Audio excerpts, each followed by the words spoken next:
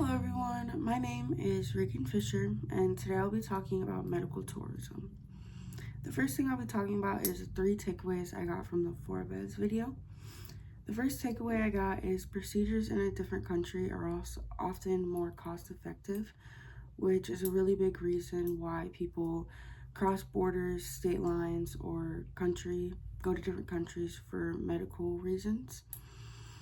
This can come with a lot of risks, however, which I'll talk about later in the video.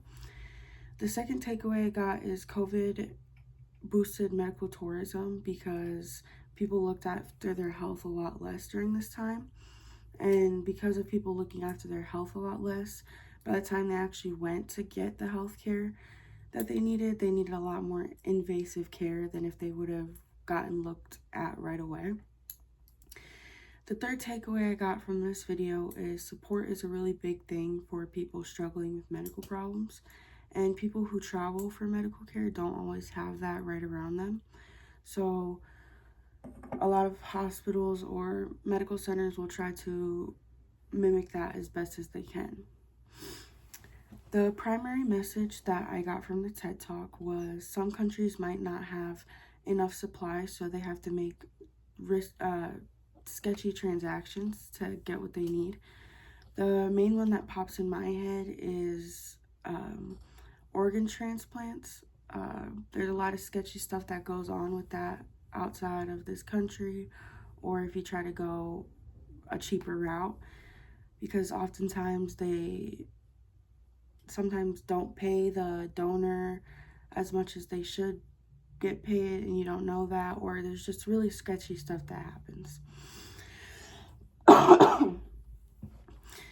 My significant idea that I got from that video is it's hard to hold people accountable in different countries if something goes wrong in surgery, because a lot of places might not have the same laws, like malpractice laws or stuff like that. So if something goes wrong with the surgery in a different country that doesn't have those laws, you kind of just have to deal with it. And what I learned is it used to be people in developing countries moving to the US for healthcare, but now it's a lot of people leaving the US for healthcare. A lot of cosmetic surgeries and like transplants are a lot of reasons people move. The story that I found about medical tourism is a girl named Lois Fiend. She struggled with Crohn's disease and knew waiting meant wasting her life away.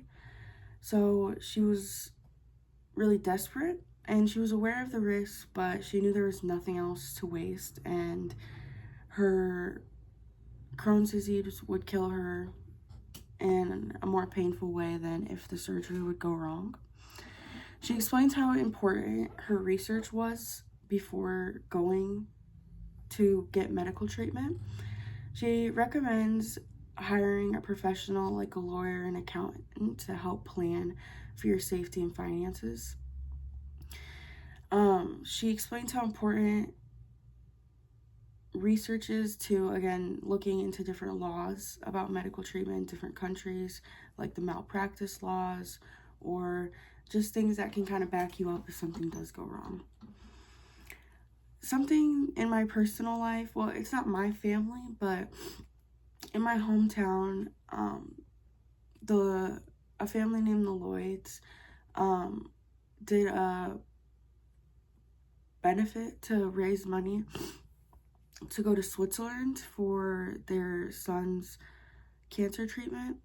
So that's one thing in my personal life that I can think about when I think about medical tourism, because the price in the US for his cancer treatment was $11,000 each time, or in Switzerland it was $6,000, so half the price pretty much.